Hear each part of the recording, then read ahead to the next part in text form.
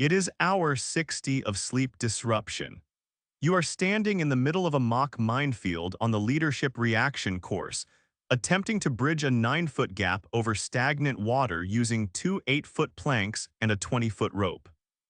You have 4 exhausted candidates looking to you for direction.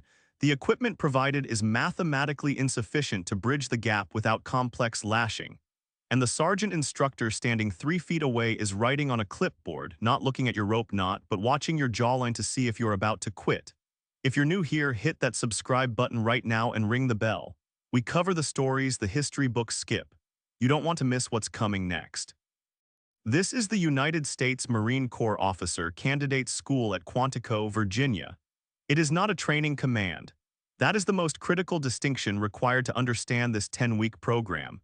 The Army, the Navy, and the Air Force utilize their officer accessions programs to build leaders from scratch. Teaching college graduates the mechanics of leadership. The Marine Corps operates on a fundamentally different institutional philosophy. The Marine Corps believes that leadership cannot be taught in 10 weeks, but it can be revealed.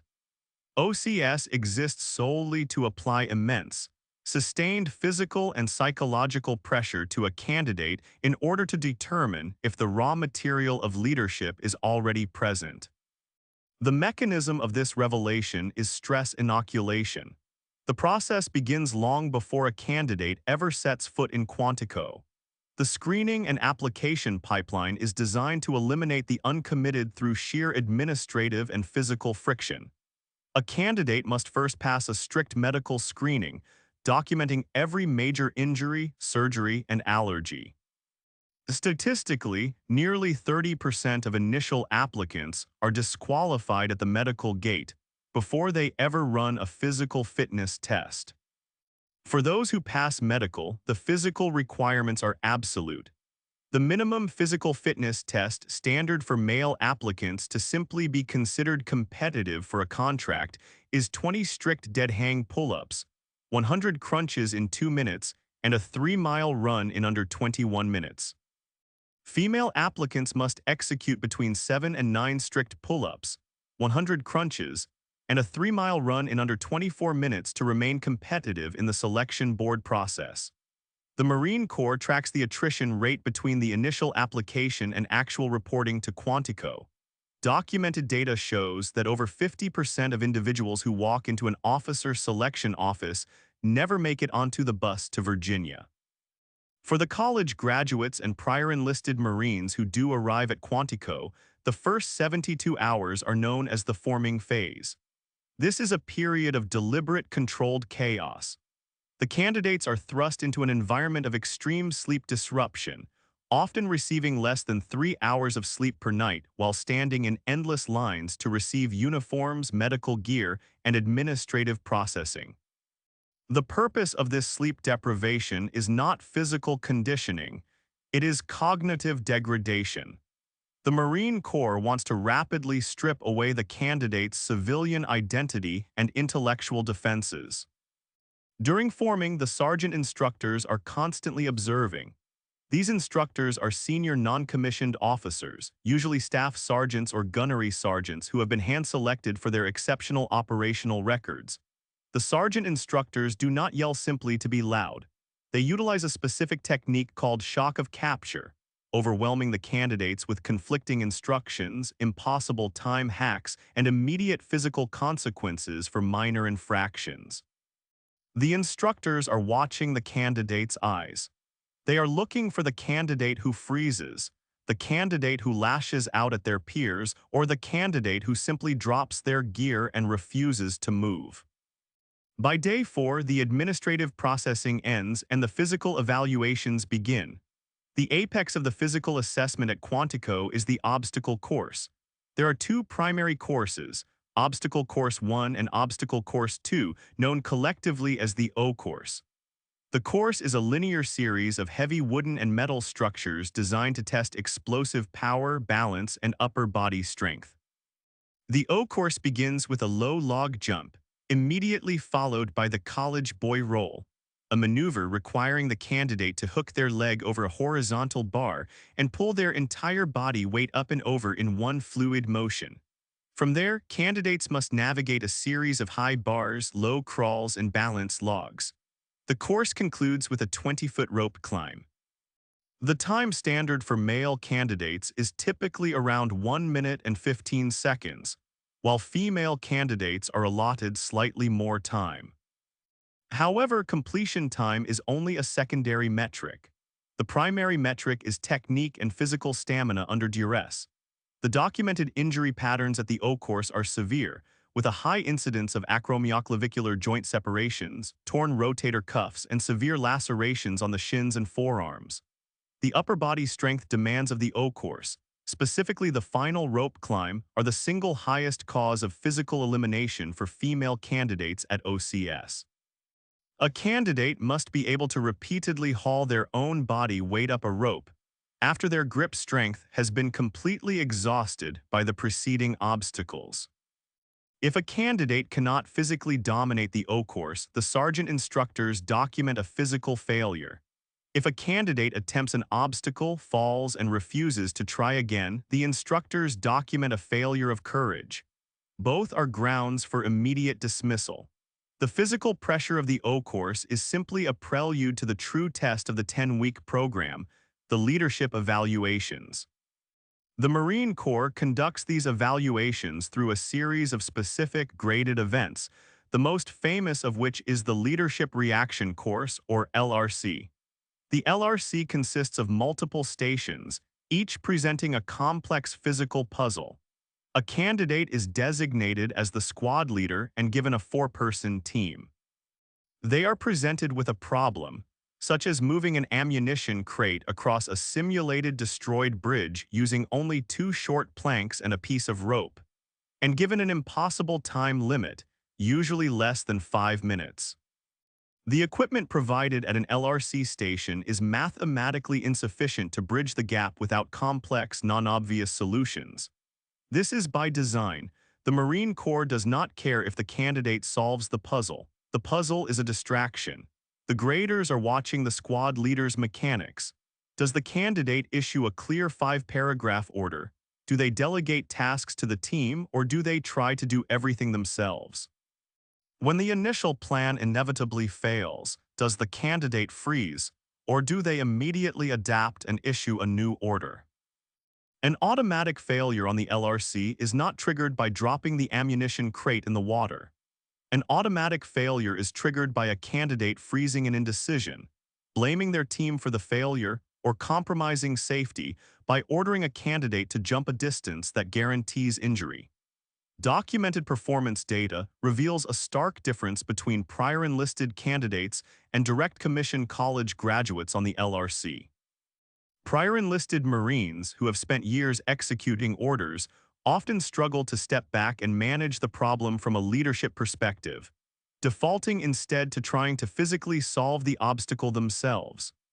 Direct commission candidates lacking military experience often fail by issuing vague, unconfident orders that the team cannot execute. The pressure of the LRC is compounded by the combat endurance test, a grueling physical evolution that occurs later in the cycle. The specific route changes, but it typically involves a multi-mile movement carrying a minimum of 45 pounds of gear, navigating through thick brush, swamps, and steep elevation changes.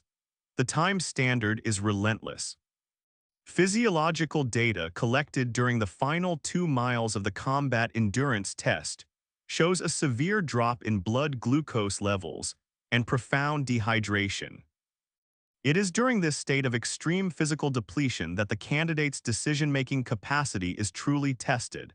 The instructors will introduce injects, simulated casualties, sudden changes in the route, or equipment failures. A candidate whose brain is starved of glucose will often make catastrophic leadership errors, ordering their squad into a swamp instead of taking the high ground or abandoning a piece of critical equipment to lighten their load. These failures are meticulously documented on the candidate's evaluation clipboard. While the physical and leadership evaluations are the most visible aspects of OCS, the academic requirements are equally rigorous. Candidates must pass written examinations on military history, land navigation, Marine Corps martial arts, and the Uniform Code of Military Justice. The minimum grade standard is an 80%. Candidates who excel physically but fail to grasp the intellectual components of military operations are dropped. Documented attrition data shows that roughly 10 to 15% of candidates are eliminated purely for academic failure, demonstrating that the Marine Corps requires its officers to be thinkers, not just athletes. However, the most unpredictable and devastating evaluation tool at OCS is the peer evaluation system. At specific points during the 10-week cycle, every candidate must rank every other candidate in their squad from best to worst. They must provide written justifications for their rankings, citing specific instances of selfish behavior, poor communication, or lack of physical effort. The peer evaluation system carries immense weight in the final assessment board. The Marine Corps understands that a candidate might be able to fake strong leadership while a sergeant instructor is watching, but they cannot hide their true character from the men and women they live and suffer with 24 hours a day. There are documented cases in every OCS cycle where a candidate who maxed out the physical fitness test and aced every academic exam was not commissioned because they ranked dead last on the peer evaluations. If a candidate's peers determine that they are untrustworthy, arrogant, or selfish, the Marine Corps will not trust them to lead a platoon in combat.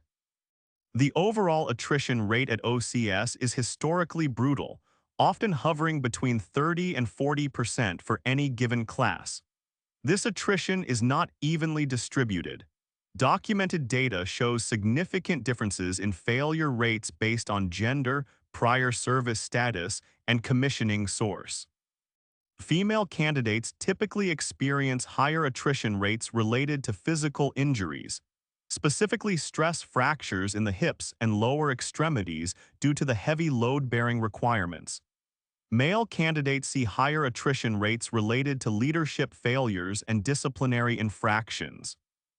Prior enlisted candidates generally have a lower overall attrition rate than direct commission college graduates, primarily because they are already acclimated to the shock of military life and the physical demands of the training. However, prior enlisted Marines who do fail are almost exclusively dropped for leadership deficiencies, not physical shortcomings.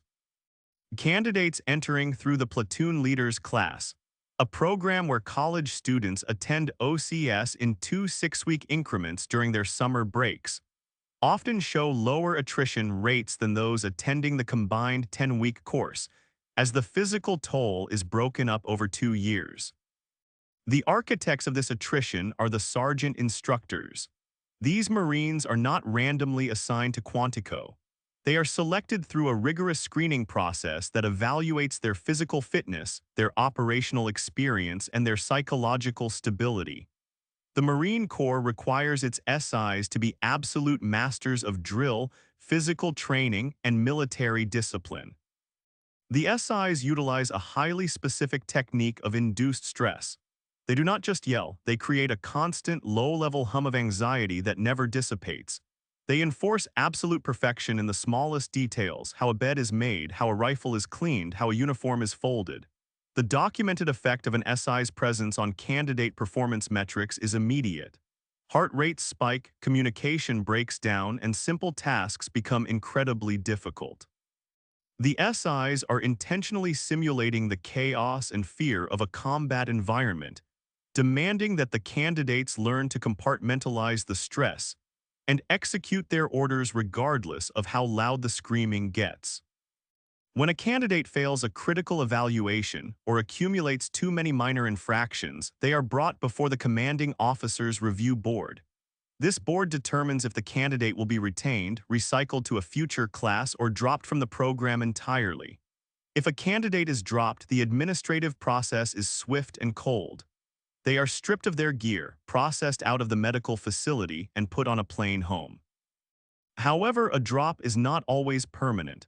The Marine Corps tracks reapplication statistics carefully. A significant percentage of dropped candidates choose to reapply, often spending a year improving their physical fitness or addressing the specific leadership deficiencies that caused their failure. Documented data shows that candidates who return after being dropped have a higher success rate than first-time attendees.